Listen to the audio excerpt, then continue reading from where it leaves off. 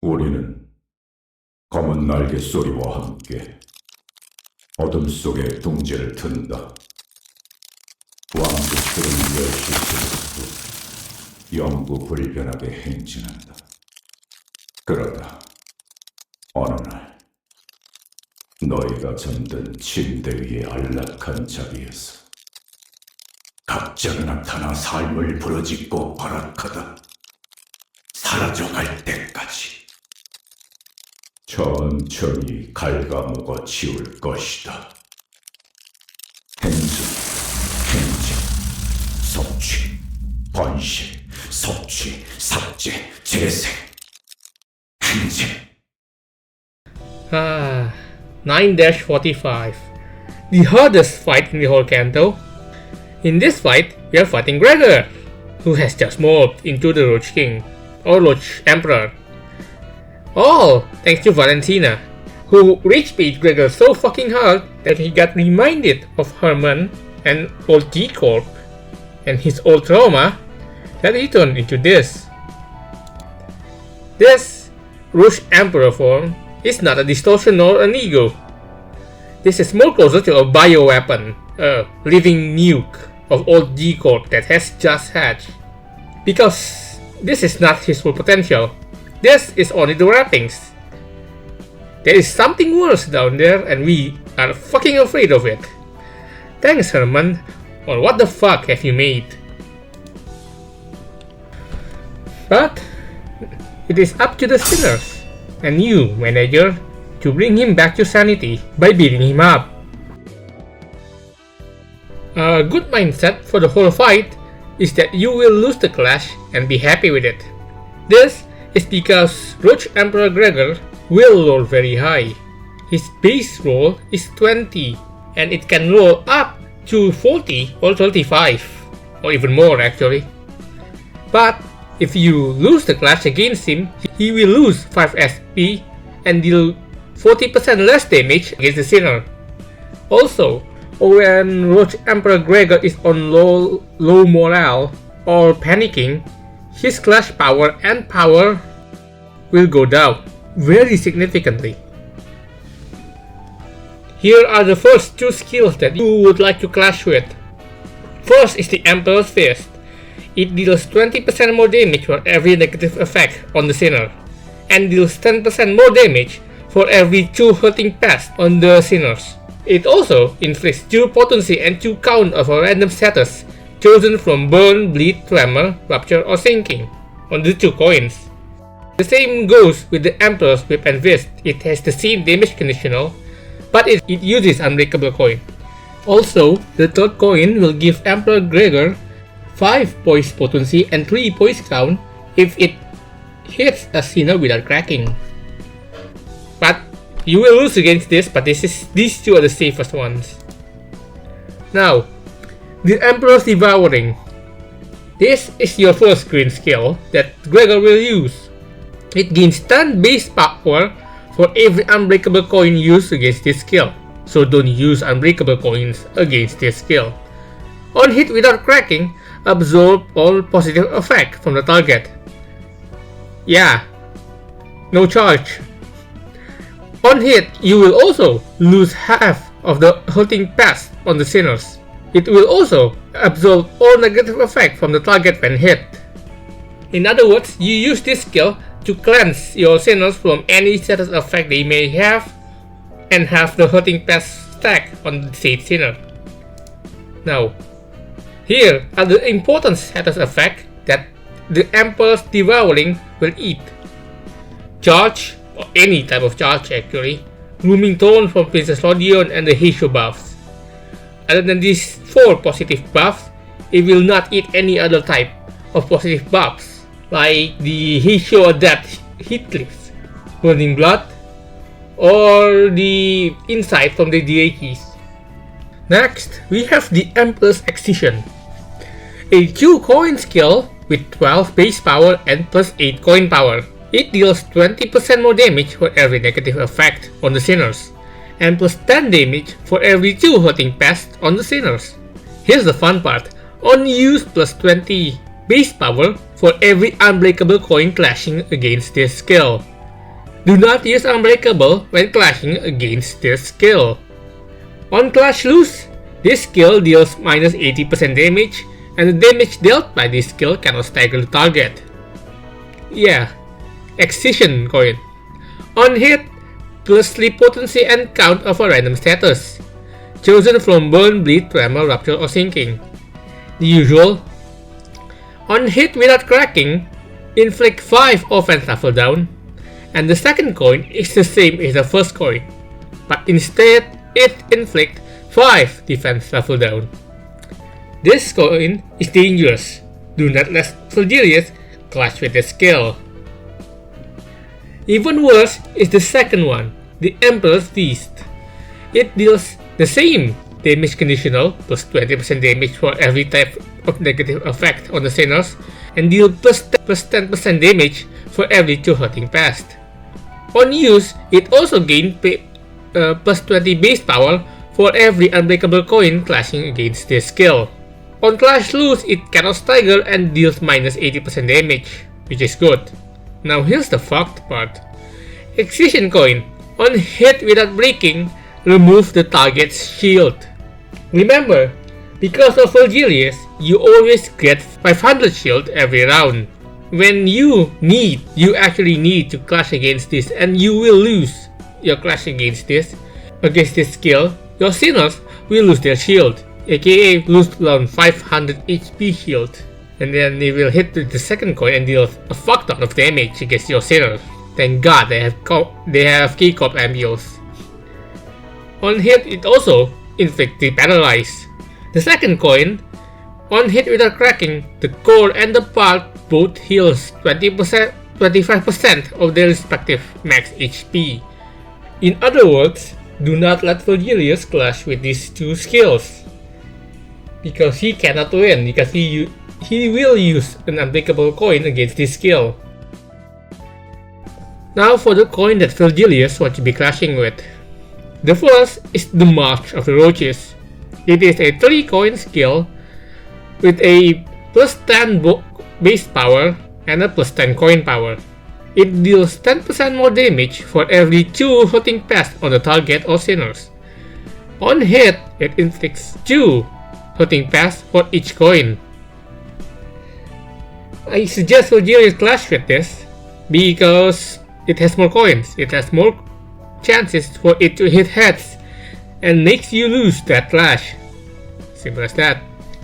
The Emperor's Quaking is a 4 coin skill with a 17 base power and a plus 8 coin power. It deals a fuck ton of tremor, and on the third skill, it will trigger a temperature conversion to a random tremor type, aka Tremor Gambling. If you're lucky, you get probably Decay. Unlucky, you get the Red Tremor, or Reverb Tremor, or the Piss Tremor. Good luck. You're gonna need this when you are against this skill, which is why I asked Virgilius to be clashing with this. If you lose against this skill, you may take a fuck ton of damage. Next is the Emperor Flogging. It has a base power of 14 and a coin power of 13 with 2 coins. It has the same damage conditional, plus 20 damage for every negative effect on the target, and plus 10 damage for every 2 hurting past on the target. This skill is a charge skill. Somehow, on use, gain plus 10 charge count, and Clash Stat, lose 5 charge count. Lose, it deals 80% less damage and cannot stagger the target. Yes, this skill is Unbreakable coin. The first Unbreakable coin, on hit, inflict sleep potency and count of a random status effect, the usual.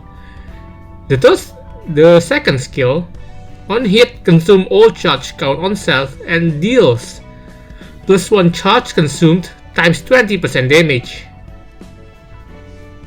aka your normal S charge skill but Unbreakable. This is also an AoE skill, so let Virgilius clash with this, because if you lose, both Heathcliff and Rodion will get hit with the brunt of this AoE skill, and so does Virgilius. The last one is Sun. Don't forget to go for the heart. This is a 60 base skill with a +3 coin power. The target is fixed, so you do not need to think about this skill, because it will automatically target with Flagelius skill. The next one is the Emperor's Shield, which he will use periodically or when changing pace. You want to redirect this from Fulgi because it will reduce Flagelius damage by 50%. Also, if you win against this, you will get first pick in SP. Now, let's talk about the passives. The first is the Unwrapped Present. This unit SP value cannot affect the outcome of coin flips, which is fixed to 50-50. On clash wins against the Sinners, lose 5 SP and deal -40 damage against them.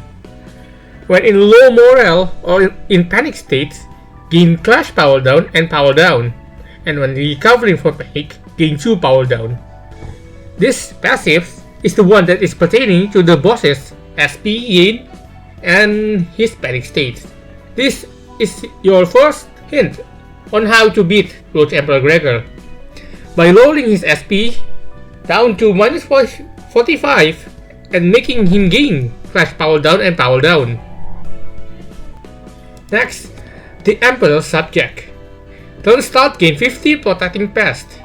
Gain 3 fewer Protecting Pest with every subsequent turn, max reduction 20. In other words, the longer the fight keeps going, the lower the boss will gain Protecting Pest each turn. If this unit has Burn, Bleed, Tremor, Rupture, or Sinking, reduce their potency by a random value. Then lose the same stacks of Protecting Pest as that random value. If the above effects are at 1 potency but has 2 count, reduce their count instead. If all Protecting Pest was lost during combat phase, gain the following effect next turn. Gain defense level down instead of gaining Protecting Pest. Generate 2 ego resources for each of the 3 least owned affinities. And turn end, remove all negative effects from this unit and start gaining Protecting Pest again each turn. All you need to know from this is that you will need to keep stacking up that status so you can burn down this Protecting Pest status. And when he has done, he will gain defense level down and you get 2 ego resources for the 3 least owned affinities. So you want to keep damaging the Protecting Pest and keep decreasing its level so that you can spam ego when you need to. Next is the Emperor's Mantle. Turn start, gain Protecting Pest dodges times 40 shield. This is the shield that he will get each turn. Then the Emperor's Legion. On clash win, inflicts 3 hurting pest on target. On clash hit with a skill, inflict 1 hurting pest on target. This means that you cannot actually escape the hurting pest. It will be on you for the rest of the fight. The only way to, decrease hurting pest is using the Emperor's Devouring. That is the only way you can reduce hurting pest. The Emperor's Blood. Take 50% less HP damage and SP damage from Burn, Bleed, Rupture, and Sinking. Minus 50% to stagger threshold raised by Tremor. Cannot be staggered due to this damage. Turn start, gain 2 power down for every 25 missing HP on the core. Emperor's Wrath. At 50% HP or when staggered, recover from stagger and remove all negative effects on this unit and gain a new pattern. Then gain the following effects. Reset SP to 0, gain 50 Protecting Pest, and double the amount of hurting pest inflicted by the passive Emperor's Legion. This is the pace change passives. Side note also, Roach Emperor Gregor only have 1 stagger threshold. Now, let's talk about the IDs you want to use for this boss fight. These are all here because they are all here because they are all defensive IDs. And some of them has a very special interaction with this boss. Like Wild Heart Heathcliff, he can inflict Impending Ruin. Impending Ruin is Heathcliff's special panic status. But in this fight, Impending Ruin will inflict a minus 10% chance for Gregor to hit heads. The other Heathcliff here are here because they are tanks. Pequod is here because you will take damage and he low HP. Pequod Heathcliff is, he will deal more damage. Knight of Desperodia is here because she's Knight of Desperodia, the best thinking ID, and she deals a fuck ton of damage. Cerodia here is because she has a crushable defense. That's it. That's because she has a crushable defense. Princess of Manchalan is here because she can inflict a lot of bleed and rupture, thus eating many of the protecting pests. And then good old Diechirodia because she's a tank.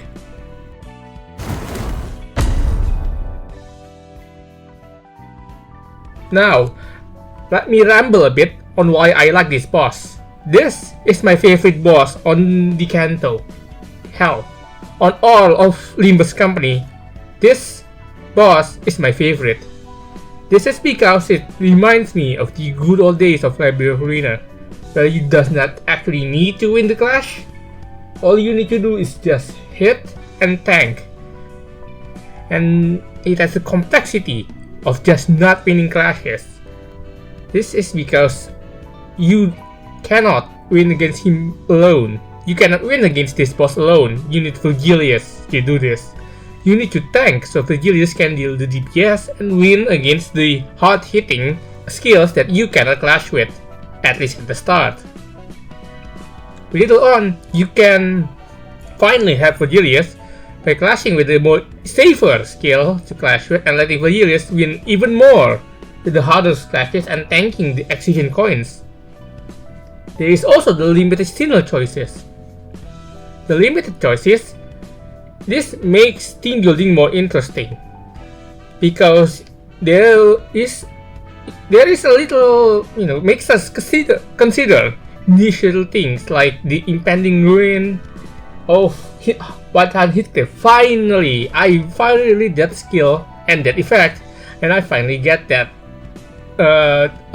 use for that minus 10% heads coin flip. And also, Rhodia can finally use her more defensive-oriented IDs, like Rodion is a surprisingly good tank, and so does KOD Rhodia if you want her to become a tank. Diechi can finally add even more shield and tank even more. And Princess Manchalan can finally use all of that rupture and bleed stacking to eat at the pest, the shield I mean. This also gives us a fight where I have to consider risk and reward. Well, can I take this skill? Should I actually take this skill? Should I just let Vergilius clash with it because I know he can win? Or should I so Vergilius can get a free hit? Or should Vergilius clash with the Emperor Devouring? Yes, I sometimes let Vergilius clash with Emperor Devouring so that the hurting pests can be cut half on Vergilius. Sometimes, don't do that too often by the way. This also gives the meme of Gregor's hidden potential. Yes, Gregor has a very good hidden potential. Please keep it hidden, Gregor. We do not need a walking, living nuke on us. I mean with us. Now, in this part, I am going through my strategy when I am fighting Lodge Emperor. In this particular fight, I am using Diechi Rodion and Waltham Heathcliff.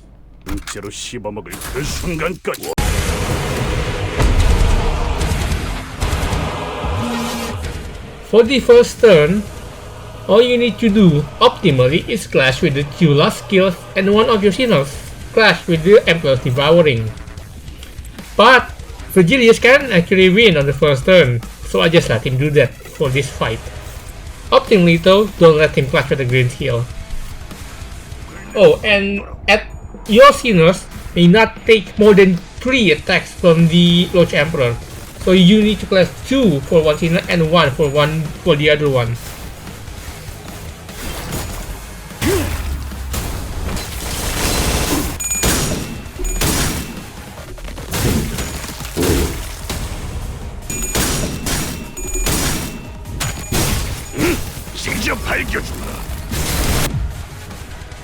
Second turn. In this turn, I have inflicted impending ruin on the boss, so that he will have reduced chance to hit head. And, seeing by the hurting pass stack, Rodion will be the one clashing with the green skills, while Heathcliff clash with the other ones.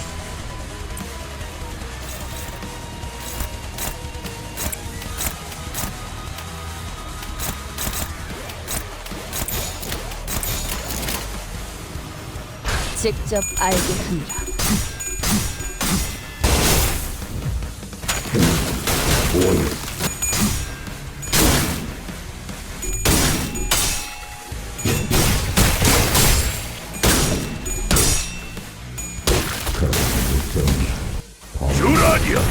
In this specific round, we can see that Wild Hunt Heathcliff is pressing with fast level Julius. So I'm going to take this chance to raise Wild Hunt Heathcliff's SP by clashing with the Roach Emperor's clashable god and by triggering Solemn Lament and Despair through Wild Hunt Heathcliff's clashable counter, because he has a hard time keeping up his SP, while the others just go unopposed.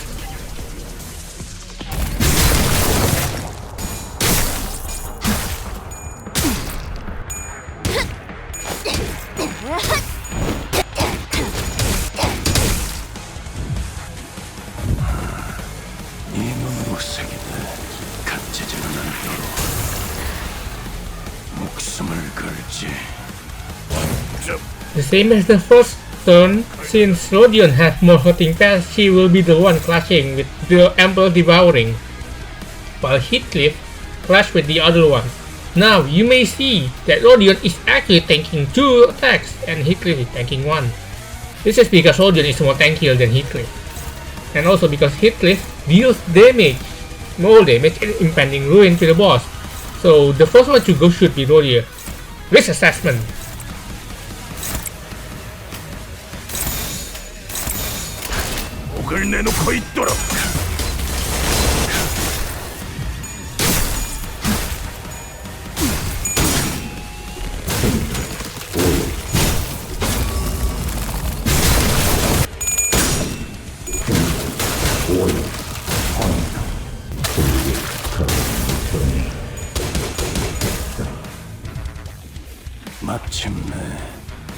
Optimally, you should just go unopposed and clash with the god, clashable god.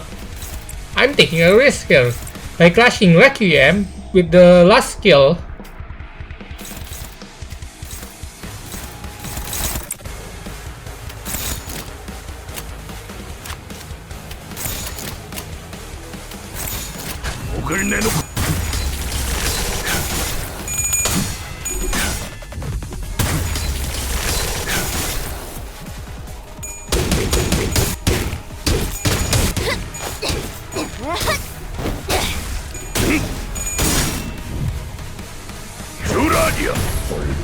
Since Wild Hunt Heathcliff has more hurting pass than Rodion, he will be the one clashing with the action coin, while DHE Rodion now have to clash with the other green skills to not let Virgilius clash with that one. And because this time the Roach Emperor have more skills, now Wild Hunt Heathcliff also have to clash with the other skills, the other last skills, to take space and let Rodion, DHE Rodion clash with the other last skills so that you can mitigate the damage and not get any of them killed. In other words, you're spreading the damage by between both of them so that none of them take too much damage and break the blood shield. I mean the 500 HP shield.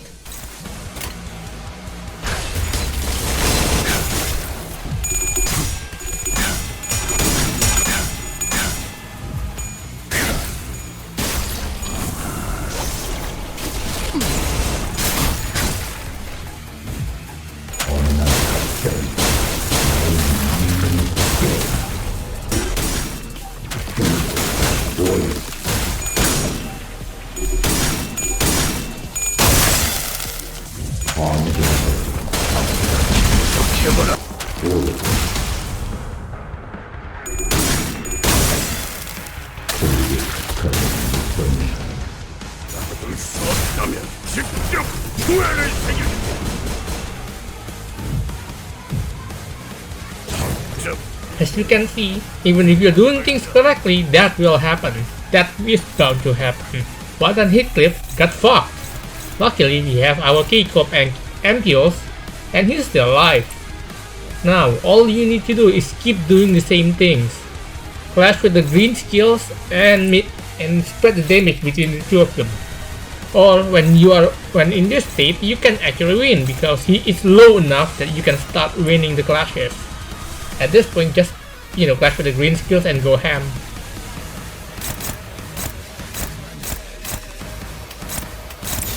직접 알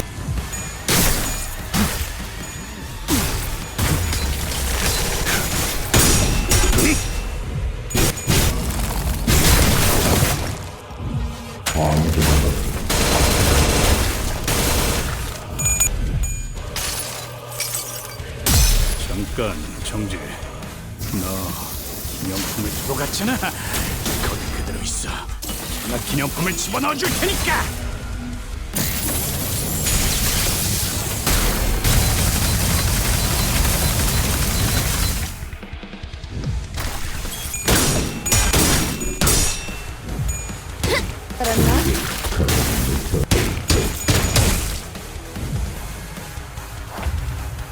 Good, he's in panic mode. Just clash with the green skills as usual. Then clash with the lost skills and let Virgilius do the rest. Also, if you can win that clash and it says dominating, go for it. Here, I also use Indignant's Trial to boost Virgilius' rat skills. Here, I also let Virgilius clash with the Emperor Devouring, because his hunting pass is at 50.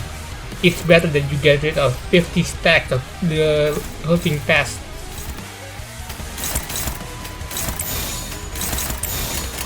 직접 알겠습니다.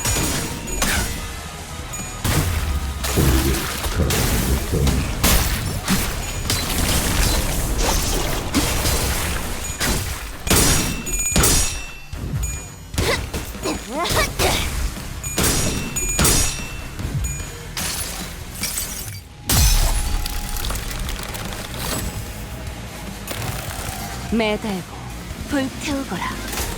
끝끝내 뼈 조각 하나 남지 않도록.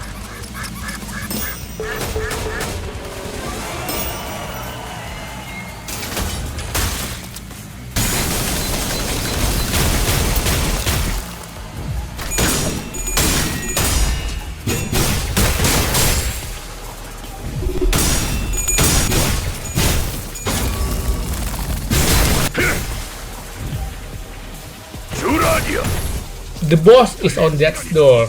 All you need to do is clash with the green skills and let Virgilius do the rest. But I see that Solemn Lament and Despair has a struggling chance against the Excision Coins skills. All the green skills. So, I'm going to take the risk. I'm going to let Heathcliff clash with those skills and hope I can win and squeak a bit of damage to the boss.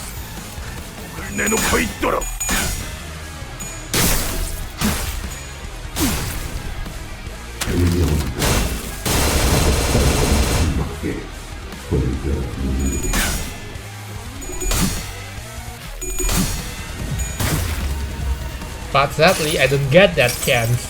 Holy shit. 그래! 잠깐만 얼어 있어! 정신 좀 차리라고, 아저씨!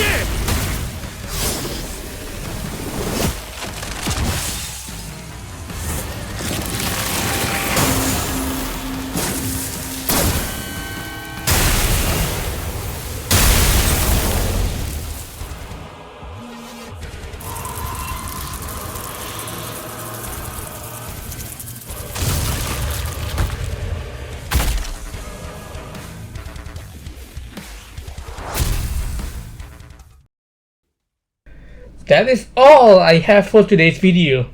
Thank you for watching, and I hope I can make another video that is also better than this one. Sorry if my